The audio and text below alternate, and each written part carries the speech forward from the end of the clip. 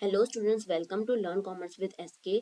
आज हम financial accounting का एक नया चैप्टर स्टार्ट कर रहे हैं, वो है कंसाइनमेंट अकाउंट्स। तो इस चैप्टर का ये हमारा फर्स्ट लेक्चर है। तो इसमें हम समझने वाले हैं कि कंसाइनमेंट अकाउंट होता क्या है, उसके फीचर्स क्या हैं, कौन कौन से अकाउंट्स प्रिपेयर किए जाते हैं in the books of consignor and consignee, कौन कौन सी एंट्रीज होती हैं in the books of consignor and consignee. ये सब कुछ आज हम इस लेक्चर में समझने वाले हैं। ओके, तो ध्यान से समझिएगा। तो फर्स्ट तो कंसाइनमेंट अकाउंट होता क्या है, तो मैं एक एग्जांपल से आपको बताती हूँ। तो देखिए, एक बिजनेसमैन है, ठीक है। एक है बिजनेसमैन, वो है राजस्थान का। ओके, तो एक बिजनेसमैन है, वो है राजस्थान का, उसको अपनी सेल्स बढ़ानी है, ठीक है, अपनी सेल्स इंक्रीज करनी है। वो भी अपनी कंट्री में या फिर फॉरेन कंट्री में कर सकता है। ओके, तो समझो वो उसको अपनी कंट्री में करनी है। वो कहाँ का है? राजस्थान का है। अब उसको करना है महाराष्ट्र या फिर गुजरात में। चलिए, गुजरात में कर रहा है वो, ठीक है। कहाँ कर रहा है? गुजरात में। तो गुजरात में उसको अपनी जो गुड्स है, प्रोडक्ट है, उसको क्या करना है? सेल करना है, अपनी सेल्स को इंक्रीज करना है। तो वो वहां पर ब्रांच तो खोल नहीं सकता, क्यों? क्योंकि यहाँ पर रिसोर्सेज उसके पास है नहीं इतने, और उसको पता भी नहीं है तो कि गुजरात में कौन सी चीजें ज्यादा बिकती है, कस्टमर्स को क्या पसंद है क्या नापसंद है, उन सब के बारे में भी इतनी ज्यादा नॉलेज है नहीं, ठीक है। तो इसीलिए वो क्या करेगा? एक एजेंट को हायर कर देगा। किसको करेगा? एक एजेंट को हायर कर देगा। गुजरात के ही किसी एक बंदे को हायर करेगा।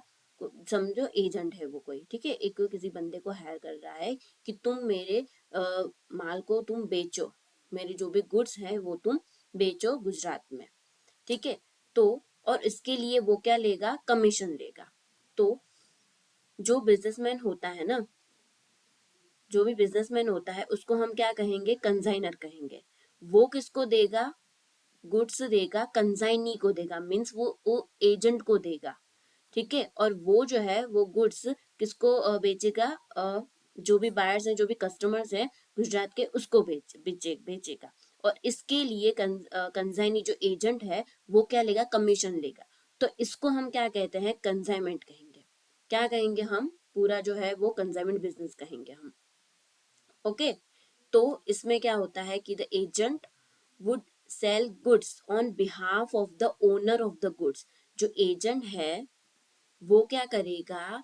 ओनर, जो भी ओनर है ना, उसके बिहाफ में गुड्स को सेल करेगा, कस्टमर को क्या करेगा?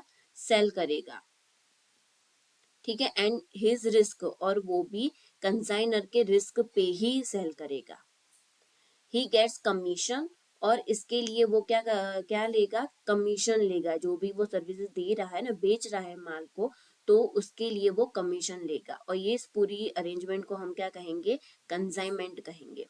The method of selling goods through an agent in a foreign country or in a distant place of the same country on commission at the risk of the owner। Risk किसका रहेगा? Owner का ही रहेगा, क्योंकि owner ने बोला है कि तुम मेरे जो गुड्स हैं, प्रोडक्ट हैं, तुम उसको सेल करो। Is termed as consignment business. तो अब जो बिजनेसमैन है who sends goods to the agent, तो उसको हम क्या कहेंगे? कंसाइनर कहेंगे। ये वर्ड्स आपको ध्यान रखने हैं, कंसाइनर कहेंगे। Consignor means owner of the goods. क्या है ये? Owner of the goods. Consignor क्या है? ओनर ऑफ द गुड्स है, ठीक है। तो consignor means owner of the goods. तो वो क्या है? बिजनेसमैन है। बिजनेसमैन जो है वो क्या है? Owner of the goods, consignor. The person to whom goods are sent, जिसको भेजा है वो पर्सन कौन है? कंसाइनी है। कंसाइनी मीन्स एजेंट है। कौन है वो? एजेंट, जो कंसाइनी है। एजेंट को क्या कहेंगे हम? कंसाइनी कहेंगे, जिसको ये माल गया है, भेजा है। और जो रेम्यूनरेशन जो पेड किया जाता है कंसाइनी को, उसको क्या कहेंगे? कमीशन कहेंगे। क्या कहेंगे? कमीशन। ओके, तो देखिए यहाँ पर एक बार फिर से, कंसाइनर, उसको हम क्या कहते हैं? प्रिंसिपल कहते हैं। कंसाइनर वो गुड्स बेचेगा कंसाइनी को, मीन्स एजेंट को भेजेगा कंसाइनी को, और वो गुड्स को क्या करेगा, सेल करेगा, बेचेगा बायर्स को, जो कस्टमर है उनको भेजेगा।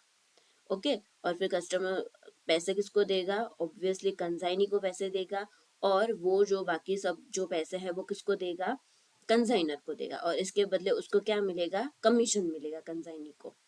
ओके, तो ये होगा कंसाइनमेंट। अब कुछ फीचर्स इसके याद रखना है आपको। There are two parties involve in consignment business. दो पार्टीज इन्वॉल्व होती है, एक होता है कंसाइनर जो ओनर होता है गुड्स का, बिजनेसमैन होता है, और एक होता है कंसाइनी जो एजेंट होता है, ठीक है, जो माल बेचता है वो। The relation between the two parties is that of a principal and agent का होता है। यहाँ पर बायर और सेलर का कोई भी रिलेशनशिप यहाँ पर नहीं होता। क्यों? क्योंकि यहाँ पर ओनरशिप जो है, गुड्स की ओनरशिप वो ट्रांसफर नहीं हो रही है। ठीक है, बायर और सेलर में क्या होता है, सेलर है, उसने बेच दिया बायर को, खरीदार को उसने बेच दिया गुड्स, तो उसकी जो ओनरशिप थी ना, जो पहले प्रोडक्ट किसका था, सेलर का था, तो अब उसने बेच दिया, बायर क्या हो गया, वो प्रोडक्ट अब वो गुड्स किसका हो गया, बायर का हो गया। तो अब उसकी जो ओनरशिप है वो बायर की रहेगी, और उसके बदले में वो सेलर को क्या देगा, उसके बदले में उसको पैसे दे देगा। तो बात यही खत्म। ठीक है, पर यहाँ पर नहीं होता है। यहाँ पर क्या होता है, जो कंसाइनर है वो गुड्स सिर्फ बेचता है कंसाइनी को सेल करने के लिए। ठीक है, goods are sold at the risk of the consignor only. Profit और loss on consignment belongs to him. The consignee is concerned with his commission only. जो रिस्क वगैरह जो रहता है ना, वो किसका होता है, कंसाइनर का ही होता है। कंसाइनर जो ओनर है उसी का ही रिस्क होता है। कंसाइनर का ही जो भी रिस्क होता है वो कंसाइनर का ही रहता है। कंसाइनी जो है उससे इसका कोई लेना देना नहीं होता। ठीक है, उसको सिर्फ और सिर्फ अपने कमीशन से मतलब होता है, माल बेचो और कमीशन लो, बात खत्म। जो भी रिस्क होगा वो कंसाइनर जो ओनर है गुड्स का वही लेगा। If the goods are damage और डिस्ट्रॉय, गुड्स भी डैमेज या फिर डिस्ट्रॉय हो गए तो भी कंसाइनी की कोई रिस्पॉन्सिबिलिटी नहीं होती। ये जो एजेंट है कंसाइनी, उसकी कोई भी रिस्पॉन्सिबिलिटी नहीं होती। The consignee is entitled to recover all expenses that he incurred in connection with the consignment. जो भी कंसाइनी ने खर्चे किए हैं ना, जो भी एक्सपेंस हुआ है उसका खर्चे किए हैं, तो वो भी वो रिकवर कर सकता है कंसाइनर से। Okay, if the goods received on consignment is unsold, अगर कोई भी गुड्स जो है वो अनसोल्ड रह गया, कोई भी माल बेचा, जैसे कंसाइनर ने इसको बेचा 1000, ठीक है, 1000 रेडियोस इसको बेच दिए हैं, ठीक है, कंसाइनी को। अब उसमें से 100 बिके नहीं है तो वो वापस उसको रिटर्न कर सकता है कंसाइनर को। Okay, the consignee can return such goods to the consignor. The consignee is bound to take proper care of the goods received by him, though he is not responsible if the goods are damaged or destroyed. वैसे consignee को मिल तो गया है goods, तो अब उसकी care करनी है, बट वो फिर भी बना हुआ नहीं है, डैमेज या फिर डिस्ट्रॉय हो गया गुड्स का। तो generally consignee gives some amount as an advance to the consignor. Consignee क्या करता है, एडवांस भी देता है कभी कभार कंसाइनर को, एडवांस। फिर consignee has to sell the goods according to the instructions of the consignor. Consignor ने जितना बोला है उस हिसाब से कंसाइनी को माल बेचना होता है। बोला है कि इसको 80 रुपए में बेचना है तो 80 में ही बेचेगा, बोला है कि कैश में ही बेचना है या क्रेडिट में तुम बेच सकते हो, तो जैसे इंस्ट्रक्शन देगा consignor, owner of the good, वो वैसे ही कंसाइनी उसको बेचेगा। तो ये कुछ फीचर्स थे कंसाइनमेंट के। अब प्रोसेस क्या होती है कंसाइनमेंट बिजनेस की, ये आपको जानना पड़ेगा, ये आपको समझना पड़ेगा, क्योंकि जो सम्स होते हैं ना वो इसके ही रिलेटेड होते हैं, यही प्रोसेस के आसपास होते हैं पूरे सम्स। ठीक है, तो अ, तो प्रोसेस में सबसे पहले तो क्या होगा, जो कंसाइनर है, ठीक है, वो माल देगा, ये है कंसाइनर। वो सबसे पहले तो क्या करेगा, गुड्स देगा किसको, कंसाइनी को। कंसाइनी को गुड्स देगा, बेचेगा नहीं, सिर्फ देगा, भेजेगा उसको। Consignor sends goods to the consignee to be sold on his behalf, sell करने के लिए वो भेजेगा। He sends an invoice along with the goods, bill भी भेजेगा, इनवॉइस होगा वो तो, और उसको क्या कहते हैं, प्रोफॉर्मा इनवॉइस कहते हैं। ओके, फर्स्ट स्टेप में तो भेज दिया कंसाइनी को गुड्स। अब सेकंड में क्या है, कंसाइनर पे सर्टेन एक्सपेंसेस। अब जो कंसाइनर है ना, जब वो माल भेजेगा, मतलब ट्रांसपोर्ट से ही भेजेगा, तब कुछ एक्सपेंसेस होंगे, तो वो कौन पे करेगा, कंसाइनर पे करेगा। जैसे कि फ्रेट हो गया, इंश्योरेंस हो गया, इंश्योरेंस प्रीमियम वगैरह, तो वो क्या करेगा, कंसाइनर पे देगा। ओके, तो जब भी माल यहाँ गुड्स जो है वो सेंड कर रहा है कंसाइनी को, तब जो भी ट्रांसपोर्टेशन कॉस्ट वगैरह हो गया, तो वो सब कुछ कौन पे करेगा, कंसाइनर देगा, जो ओनर है गुड्स का वही देगा। Sometimes the consignee gives some amount as an advance to the consigner, जो consignee है ना एजेंट, वो क्या करेगा, अमाउंट भेजेगा कंसाइनर को एडवांस में। कभी कभार ही होता है, कभी नहीं भी होता। This may be in the form of bank draft or bill of exchange. The bill is drawn by the consignor and consignee accept it. Consignee क्या करेगा, उसको एक्सेप्ट करेगा और फिर रिटर्न करेगा कंसाइनर को। If the consignor is in the need of money immediately, उसको जरूरत है मनी की कंसाइनर को, he may discount the bill with the bank. The discount on such bill, जो भी डिस्काउंट है इस बिल पे, वो क्या होगा, एज अ ट्रीट किया जाएगा as a expense of consignment, business का क्या होगा, एक्सपेंस होगा। ओके, तो ये था जब एडवांस में बिल दे रहा है तब। अब है अब आगे है, नेक्स्ट स्टेप है, consignee now gets the goods released from the carrier from for which he pays certain expenses, जैसे कि कैरिज, कस्टम्स, ऑक्ट्रॉय वगैरह, ये सब कुछ। ठीक है, तो कंसाइनी जो है इसके पास आ गया गुड्स, गुड्स इसके पास आ गया कंसाइनी के पास, तो अब जब वो गुड्स लेगा, रिलीज करेगा, तब कुछ एक्सपेंसेस उसको पे करने पड़ेंगे, जैसे कि ऑक्ट्रॉय हो गया, कस्टम ड्यूटी वगैरह हो गए, वो सब कुछ पे करने पड़ेंगे। तो पहले तो वो पे कर देगा, लेकिन उसके बाद वो कंसाइनर से रिकवर कर लेगा कि मैंने इतना इतना पे किया है एक्सपेंस, अब मुझे वो एक्सपेंस दे दो। ठीक है, जो भी पे किया है तो वो वापस से रिकवर कर देगा कंसाइनर से।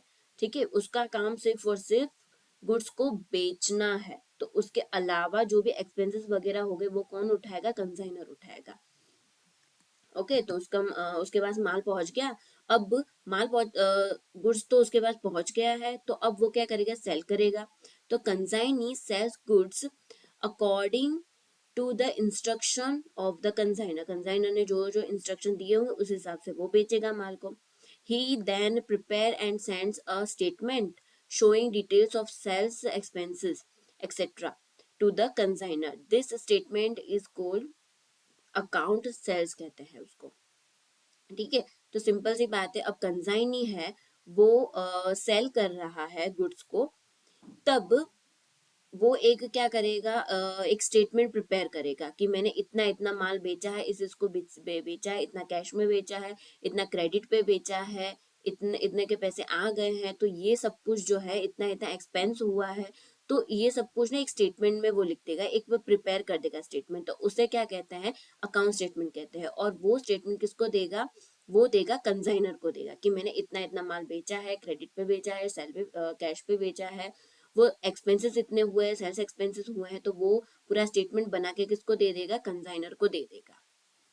The items mention in the account sales are generally, कौन कौन सी आइटम्स होती है, एक तो amount of sale, expenses paid by the consignee, his commission, उसका कमीशन कितना हुआ वो, एडवांस पेड बाय हिम, मैंने इतना एडवांस दिया है, तो वो जो एडवांस होगा वो, the balance amount due to consignor, ये सब कुछ उसके अंदर लिखा हुआ होगा। If he is sending the amount with the account sales के साथ, वो स्टेटमेंट था जो उसने प्रिपेयर किया था, उसके साथ साथ वो अमाउंट भी भेज सकता है। ही mentions the mode of payment, कि कैसे किया है पेमेंट, बैंक ड्राफ्ट या फिर बिल से, वो सब कुछ उसके अंदर होगा। अब उसने वो सब कुछ दे दिया। अब कंसाइनर जो है वो रिसीव करेगा अकाउंट सेल। ठीक है, उसने ले लिया, कंसाइनर को मिल गया। Makes an entry in his books, इस उसके जो कंसाइनर जो है ओनर ऑफ द गुड्स वो भी बुक्स तो मेंटेन करेगा ही, तो उसके अंदर वो सारी एंट्री कर देगा आइटम्स के बारे में कि इतना सेल हुआ है, इतना एक्सपेंसेस किया है कंजाइनी ने, इतना उसका कमीशन है कंजाइनी का, अमाउंट जो रिसीव हुआ है, तो वो सब कुछ कंजाइनर भी अपने बुक्स में एंट्री कर देगा। ओके, तो कंजाइनर भी करता है एंट्रीज, और कंजाइनी जो है वो भी प्रिपेयर करता है एक अकाउंट सेल्स। ठीक है, तो इन दोनों में ही होती है। तो अब हम समझेंगे कि कंसाइनर में कौन कौन से बुक्स प्रिपेयर किए जाते हैं, अकाउंट्स ऑफ बुक्स, और कंसाइन में भी और कौन कौन सी एंट्रीज की जाती है। तो देखिए, बुक्स ऑफ द कंसाइनर, तो उसमें सबसे पहले तो हम एंट्रीज समझ लेते हैं, entries in the books of the consignor. तो कंसाइनर जो है वो कौन कौन सी एंट्रीज करेगा, तो जैसे कि हमने प्रोसेस में देखा वैसे ही सारी एंट्रीज है। सबसे पहले तो when goods are sent on consignment, सबसे पहले तो गुड्स भेजेगा वो कंसाइनर, तब एंट्री की जाएगी तो consignment account debit to goods send on consignment account. जो भी गुड्स सेंड किया हो उसकी हमें यहाँ पर क्या लिखनी है, अमाउंट लिखनी होगी। Consignment account debit to goods send on consignment account, वो कंसाइनमेंट अकाउंट में जाएगा। ओके, और उसके बाद क्या होगा, उसके बाद हमने प्रोसेस में क्या देखा था, when the consignor pays expenses, consignor pay करेगा एक्सपेंसेस को, तो उसकी एंट्री आएगी consignment account debit to cash और बैंक अकाउंट, उसी से ही पे करेगा वो, कैश से या फिर बैंक से, वो कहाँ जाएगा, कंसाइनमेंट अकाउंट में जाएगा। When an advance is received from consignee, consignee ने consignor को क्या दिया, एडवांस दिया, तो एडवांस का भी होगा बैंक अकाउंट और bills receivable account debit to consignee's account, क्योंकि कंसाइनी ने दिए है इसीलिए। अब बिल को क्या करेगा, वो डिस्काउंट भी कर सकता है, तो when the bill is discounted तो cash account debit, consignment account debit, अगर डिस्काउंट होगा तो कंसाइनमेंट अकाउंट भी डेबिट होगा, and to bills receivable account. अब सेल्स बाय कंजाइनी, अब जो कंजाइनी ने सेल किया है उसकी एंट्री आएगी, sales by consignee, consignee's account debit to consignment account. Okay, sale की भी एंट्री होगी। अब expenses paid by the consignee, अब जो भी कंजाइनी ने एक्सपेंसेस पेड किए हैं तो उसकी एंट्री होगी consignment account debit to consignee's account. अब कमीशन पेबल होगा कंसाइनी को, उसने सेल कर दिया, एक्सपेंसेस का भी हो गया, अब कमीशन जो है वो देंगे कंसाइनी को, तो उसकी भी एंट्री होगी consignment account debit to consignee's account. Amount received from the consignee, consignee ने जो भी अमाउंट दी होगी उसकी होगी एंट्री कैश बैंक अकाउंट और bills receivable account debit to consignee's account.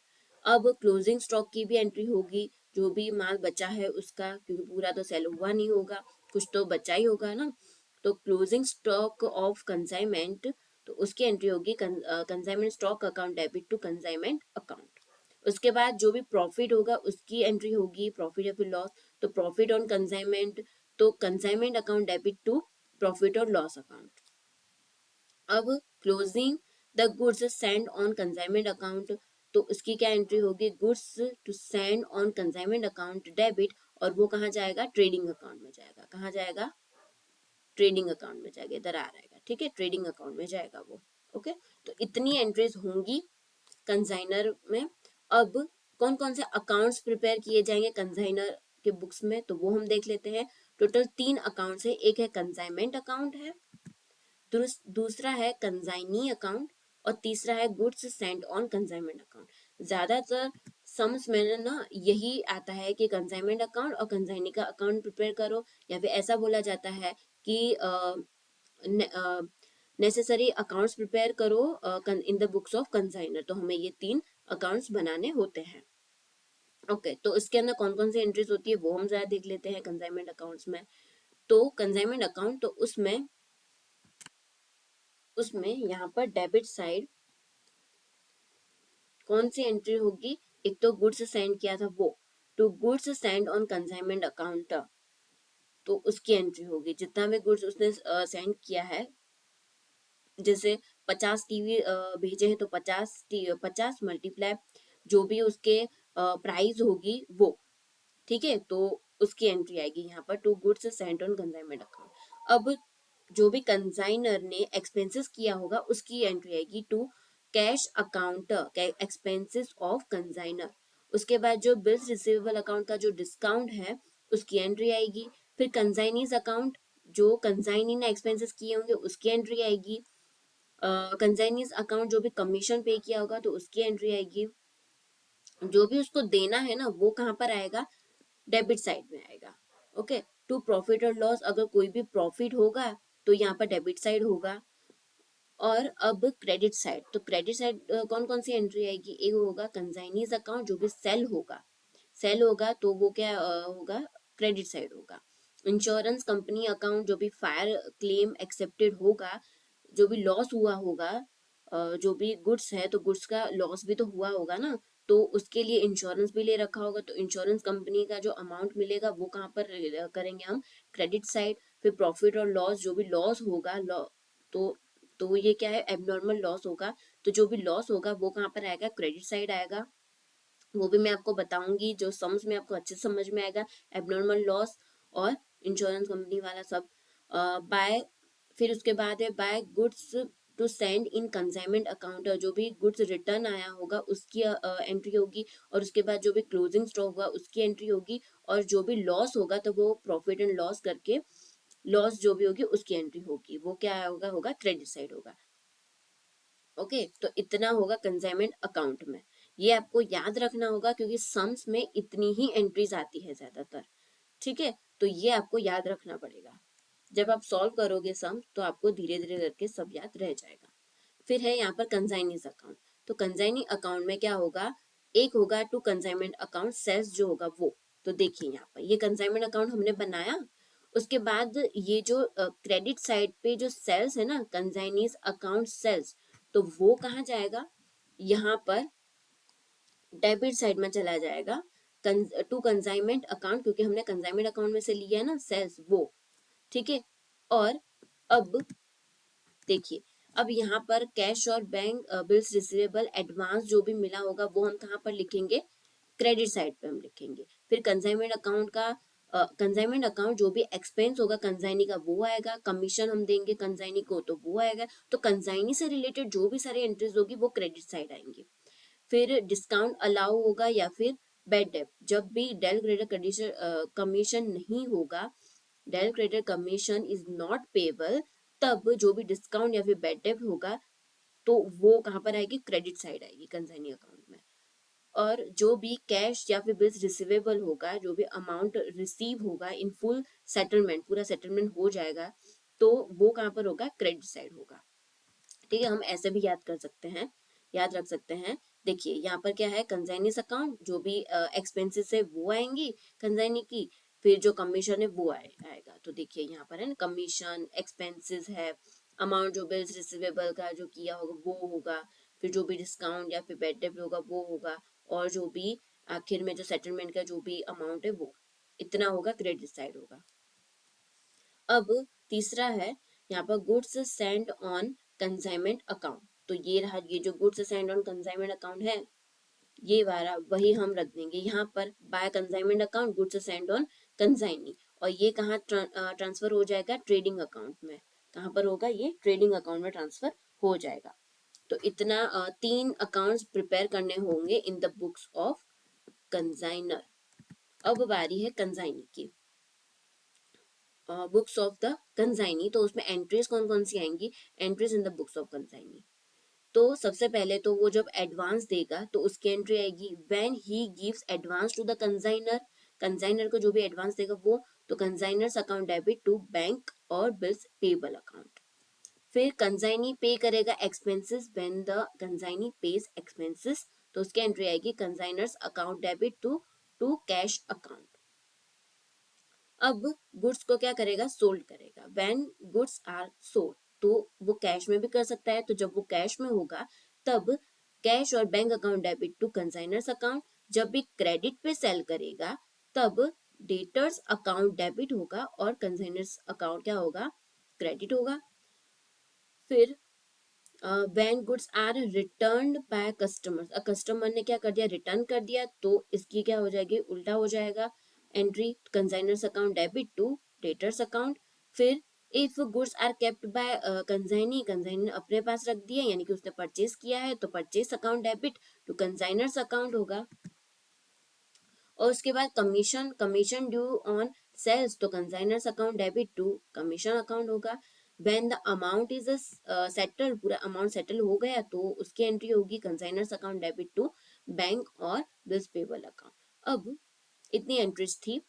अब है लेजर ऑफ द कंसाइनी, तो उसमें सिर्फ और सिर्फ एक ही बनाना है अकाउंट, इजी, क्योंकि कंसाइनी जो है वो अपने पास सिर्फ और सिर्फ कंसाइनर का ही अकाउंट रहेगा कि कंसाइनर को मैंने कितना एडवांस दिया है, उसने मुझे कितना बेचा, कितना दिया है माल, कितना सेल्स रिटर्न आया है, एक्सपेंस कितना हुआ है, उसका कमीशन कितना है, वो सब कुछ ही कंसाइनर अकाउंट में आएगा। तो देखिए यहाँ पर डेबिट साइड आएगा, डेबिट साइड क्या आएगा, टू बैंक अकाउंट और बिल्स पेबल अकाउंट, जो एडवांस होगा वो ओके फिर सन्ड्री डेटर्स अकाउंट, जो भी सेल्स रिटर्न होगा उसकी एंट्री, फिर कैश अकाउंट, जो भी एक्सपेंस पे किए जाएंगे उसकी एंट्री, फिर कमीशन की एंट्री आएगी, एंड जो भी अमाउंट सेटल किए जाएंगे उसकी एंट्री आएगी। और यहाँ पर क्रेडिट साइड क्या आएगा, जो भी सेल्स प्रोसेस, जो भी सेल्स होगा वो, फिर डेटर्स अकाउंट क्रेडिट सेल्स होगा तभी, एंड परचेस अकाउंट होगा goods retained for own use. तो देखिए जब भी ये अकाउंट प्रिपेयर करोगे ना, तो उसके ऊपर से आप ये एंट्रीज लिख सकते हो, क्योंकि देखिए एडवांस वाली consignor's account debit to bank और बिल्स पेबल अकाउंट, तो ये रहा यहाँ पर, कहाँ चला गया, हाँ यहाँ पर होगा एडवांस जो दिया है डेबिट साइड, ये हो गया ना, डेबिट है ना, कंसाइनर अकाउंट के डेबिट साइड हमें लिखना है, तो ये हमने कहाँ पर लिखा, कंसाइनर अकाउंट की डेबिट साइड पे हमने लिखा है। ठीक है, उसी तरह से अगर इसने एक्सपेंसेस पे किए हैं तो यहाँ पर क्या है, कैश अकाउंट, तो ये रहा, एक्सपेंसेस उसने पे किए हैं तो यहाँ पर डेबिट साइड है। ठीक है, तो ये जो आपने एंट्रीज है ना, ये जो सारी एंट्रीज है उसके ऊपर से ही ये अकाउंट प्रिपेयर हो सकता है, या फिर आपने अकाउंट बना दिया है तो आप एंट्रीज आसानी से लिख सकते हो। वो कंसाइनर में भी ऐसे ही है और कंसाइनी में भी है। ओके, तो इतना कंप्लीट हुआ कंसाइनर और कंसाइनी का। अब कुछ इंपॉर्टेंट टर्म्स है वो भी आपको समझने जरूरी है। तो सबसे पहले तो कंसाइनीज एक्सपेंस, तो कंसाइनी कैसे कैसे एक्सपेंस करेगा, ठीक है, तो उसका एक तो होता है नॉन रिकरिंग एक्सपेंस और एक होता है रिकरिंग एक्सपेंस। ठीक है, तो non recurring expense, the expense incurred by the consignee till the goods reach his godown are non recurring expenses. तो जो गुड्स है ना, तो उसके गोडाउन तक पहुंच गए, गोडाउन तक पहुंचने तक का जो भी खर्चा है, तो उसको हम क्या कहेंगे, नॉन रिकरिंग एक्सपेंस कहेंगे। जैसे कि क्लियरिंग चार्जेस हो गए, customs, octroi, carriage inward, इंटीरियम, premium in transit, तो ये सब कुछ क्या है, नॉन रिकरिंग एक्सपेंसेस है, गोडाउन तक पहुंचने तक के जो भी एक्सपेंस होते हैं वो। अब रिकरिंग एक्सपेंस, तो once the goods reach the godown then the expenses incurred by the consignee, उसके बाद जो भी एक्सपेंसेस होते हैं ना, मतलब सेल करने के लिए, गुड्स को सेल करने के लिए जो भी एक्सपेंसेस करेगा, जैसे कि गोडाउन का रेंट हो गया, ठीक है, तो वो तो अभी गोडाउन में गुड्स रखेगा तो उसका रेंट तो बार बार देना ही पड़ेगा ना। इंश्योरेंस वो भी होगा, जब तक गुड्स बिकेंगे नहीं तब तक का इंश्योरेंस रहेगा। फिर एडवर्टाइजमेंट हो गया, सेलिंग एक्सपेंस हो गया, तो ये सब कुछ क्या है, रिकरिंग एक्सपेंस है, तो वो हमेशा रहने ही वाले हैं। तो वो क्या है, रिकरिंग एक्सपेंस, यानी उसके पास गोडाउन में आ गया गुड्स, गोडाउन में आ गया, तो उसके बाद के जो सेल करेगा तब तक के जो भी सारे एक्सपेंसेस है ना, वो रिकरिंग एक्सपेंस है जो बार बार होने वाले हैं। गोडाउन का रेंट वो तो देता ही रहेगा, ठीक है, जब तक इसके पास गुड्स है तब तक वो गोडाउन का रेंट देता रहेगा, इंश्योरेंस वो भी देता रहेगा, एडवर्टाइजमेंट वो करता रहेगा, सेलिंग एक्सपेंस वो भी होता रहेगा उसके पास बार बार। ठीक है, तो वो क्या है, रिकरिंग एक्सपेंस है जो बार बार होते हैं। नॉन रिकरिंग एक्सपेंस वो सिर्फ और सिर्फ क्या है कि गुड्स उसके गोडाउन तक पहुंचे तब तक का है। अब उसके बाद है एक इम्पॉर्टेंट यहाँ पर डेल क्रेडिट कमीशन, तो वो किस पे कैलकुलेट किया जाता है, on the amount of credit sales पे किया जाता है, because such commission is given to the consignee to bear the loss of bad debts on credit sales। जो कंसाइनी होता है, ये जो कंसाइनी है वो गुड्स को सेल करेगा, कैश पे भी कर सकता है, क्रेडिट पे भी कर सकता है। और जब वो क्रेडिट पे सेल करेगा, ठीक है, क्रेडिट पे सेल करेगा तो उसको उस पे है ना क्या मिलेगा, कमीशन मिलेगा, डेल क्रेडिट कमीशन, कि उसके अब वो क्रेडिट पे जब सेल करता है कंसाइनी, तब उसके ऊपर जो भी लॉस होता है ना, जो भी रिस्क होता है, बैड डेब होने का जो रिस्क होता है, तो वो कौन उठाएगा, कंसाइनी उठाएगा। तो इसीलिए उसको एक एक्स्ट्रा कमीशन देते हैं, डेल क्रेडिट कमीशन। ठीक है, क्यों, क्योंकि वो जो रिस्क है वो कौन पे करता है, वो करता है कंसाइनी करता है। क्यों, क्योंकि कंसाइनी क्रेडिट पे सेल कर रहा है, तो उसके ऊपर जो भी बैड डेट का रिस्क होता है वो कंसाइनी उठाएगा, तो उसके लिए उसको एक एक्स्ट्रा कमीशन दिया जाता है, उसको कहते हैं डेल क्रेडिट कमीशन। यानी कि जो जनरल कमीशन होता है वो तो पूरे यानी टोटल सेल पे तो होगा ही, और साथ में अगर उसने क्रेडिट पे सेल किया है तो उसको और उसने रिस्क खुद लिया है, खुद के रिस्क पे क्रेडिट पे सेल कर रहा है, तो उसको एक्स्ट्रा कमीशन देंगे, वो होगा डेल क्रेडिट कमीशन। ओके, अब उसके बाद है loss, loss of goods sent on consignment. Okay, loss of goods sent on consignment, तो एक होता है नॉर्मल लॉस, एक होता है एबनॉर्मल लॉस। नॉर्मल लॉस, तो लॉस विच इज अनअवॉइडेबल, जो अनअवॉइडेबल है, जो can not be prevented, is normal loss. वो अनअवॉइडेबल है और प्रिवेंट नहीं हो सकते, तो वो क्या है, नॉर्मल लॉस है। जैसे कि ऐसे लॉस जो नेचुरल कोजेस के कारण होते हो, जैसे कि evaporation due to the nature of the goods, goods का नेचर ही ऐसा है कि वो थोड़ा बहुत लॉस होता ही है, इवोपोरेशन का। तो ये सब क्या है, नॉर्मल लॉस है, जो अनअवॉइडेबल है, जिसको हम प्रिवेंट कर ही नहीं सकते, वो तो होगा तो होगा ही, वो हो गया नॉर्मल लॉस। और एक है एबनॉर्मल लॉस, वो किसके कारण होता है, केयरलेसनेस के कारण होता है। ठीक है, कंसाइनी या फिर कंसाइनर के केयरलेसनेस के कारण, जैसे कि पैकिंग में सही से पैकिंग नहीं किया था तो उसकी वजह से हो गया कुछ, या फिर फायर के कारण फायर हो गया, फिर जैसे कि नेचुरल कैलामिटी के कारण होता है, जैसे कि फायर फायर हो गया तो उसके कारण गुड्स डिस्ट्रॉय हो गए, तो वो क्या हो गया, एबनॉर्मल लॉस। जो रेगुलरली अकर नहीं करते, वो कभी कभार ही होता है, केयरलेसनेस के कारण कभी कभार जो लॉस होता है, हम उसको क्या कहेंगे, एबनॉर्मल लॉस कहेंगे। जैसे कि गुड्स डिस्ट्रॉयड बाय फायर, वो कभी कभार ही होता है, हमेशा रोज रोज तो ये होता नहीं है काम। ठीक है, this loss is an abnormal loss because it does not occur regularly in consignment business, वो रेगुलरली नहीं होता, इसलिए ये क्या एबनॉर्मल लॉस है। तो अब यहाँ पर एंट्रीज किसकी होगी, एबनॉर्मल लॉस की होगी, ये नॉर्मल लॉस की एंट्री नहीं होगी।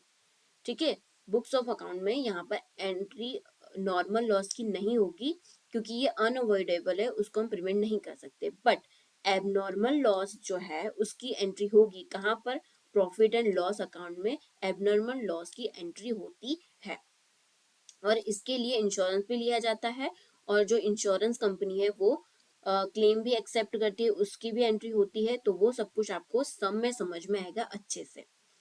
तो ये सारी चीजें जो है वो आप इसके जो प्रैक्टिकल सॉल्यूशन है वो आप करोगे तो आपको और ज्यादा अच्छे से समझ में आएगा। तो ये फर्स्ट लेक्चर था, इसका इंट्रोडक्शन था। अब उसके सेकंड लेक्चर में मैं आपको सम्स सॉल्व कराऊंगी, जिसके अंदर आपको सारी चीजें समझ में आ जाएंगी। तो आपको ये वीडियो अच्छा लगा हो तो लाइक करें, अपने फ्रेंड्स के साथ शेयर करें, एंड मेरे चैनल को सब्सक्राइब करें। Thank you.